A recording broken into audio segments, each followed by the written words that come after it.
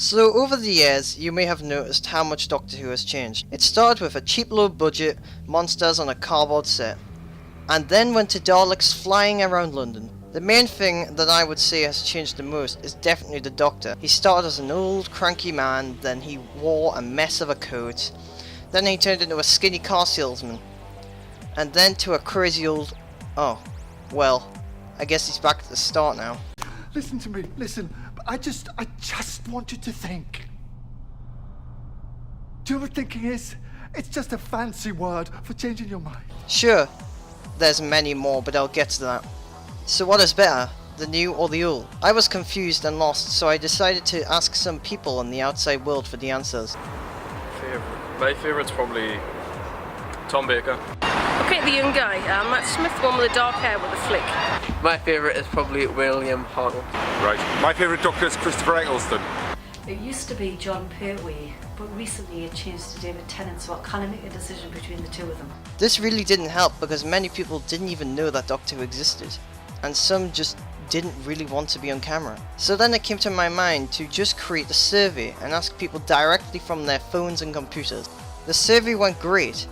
It gave me many answers to work from and to truly see if the old generation of Doctor Who is better than the new one. And it turns out that the public like the new generation.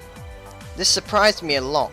Every time I asked someone in a real life conversation about who their favourite Doctor was, they would always respond with a one from the old generation. There was 20 votes on the new generation and only 6 on the old generation.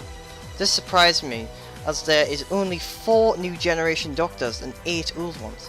Since there was more, I thought that maybe more people would know about them when growing up or just flicking through the TV. Doctor Who is the longest running sci-fi series in the world. The reason for this is because the show has a special ability that no other show has, killing off the character. Well, not really. The main character in the show, the Doctor, has a genetic ability that his race, the Time Lords, can change the entire body, face, taste, likings, home design. The limits are endless. And so is the Doctor, for now anyways. Since the show has this great ability, they can continue it for, well, forever. The reason this is in place is because William Hartnell, the first Doctor, was starting to forget his lines and became ill shortly after.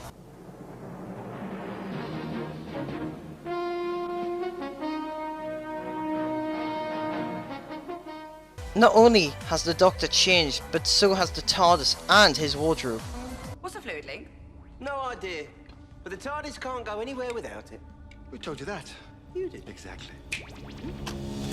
What? Teach you to trust me? No. I'm docking your pay for this.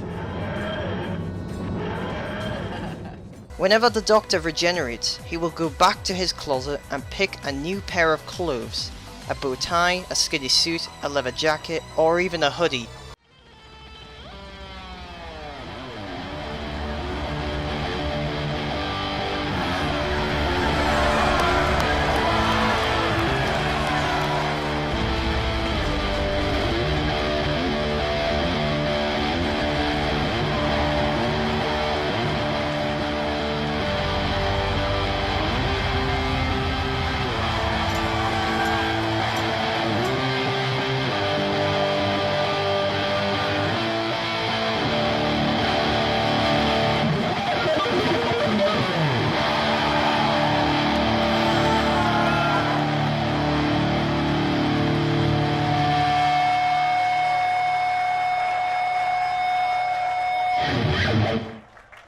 Dude, what is that? You said you wanted an axe fight.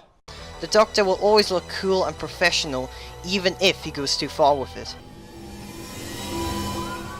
So, anyone for Dodgems? Exterminate! The Doctor always seems to have bigger hair every regeneration. It first started with Christopher Eccleston, having hardly any hair at all. Then onto David Tennant having a fair amount of hair that was okay. Then there was Matt Smith, who had a huge amount of hair. Then it moved on to Peter Capaldi, who he had short hair at the start of his first season, but then seemed to grow bigger. The TARDIS is another famous feature in Doctor Who. that will also change in appearance. The TARDIS is the Doctor's way of travel. It can fly in space and also time travel. However, it is stuck in the form of a 1950s police box as the chameleon circuit broke on the Doctor's first trip to Earth. The first landing of the TARDIS was in a scrapyard in the 1950s where it disguised itself as a police box and then broke. However, the Doctor has grown to this and thinks it's cool.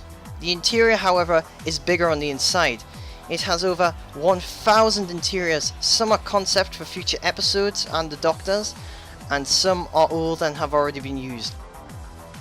Oh, spoken like a man. You know, you're the same as all the rest. Sweet little Clara works at the Rose and Crown. Ideas about their station. Well, for your information, I'm not sweet on the inside, and I'm certainly not...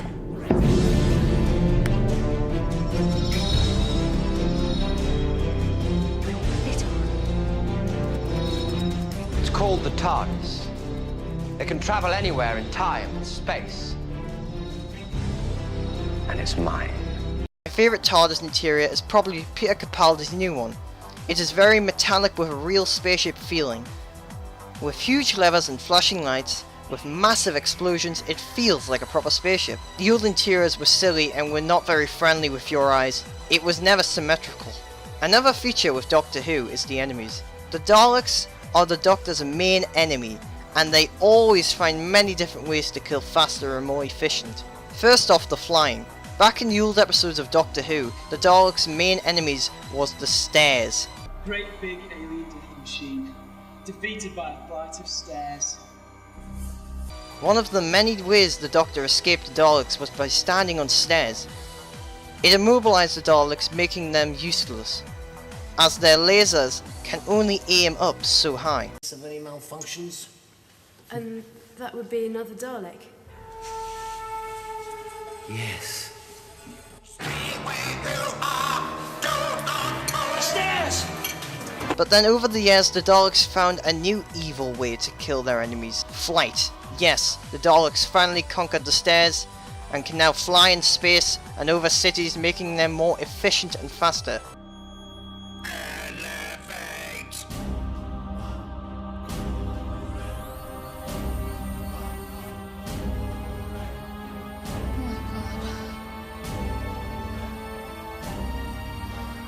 The Cybermen, one of Doctor Who's most famous monsters and one of the Doctor's greatest opponents.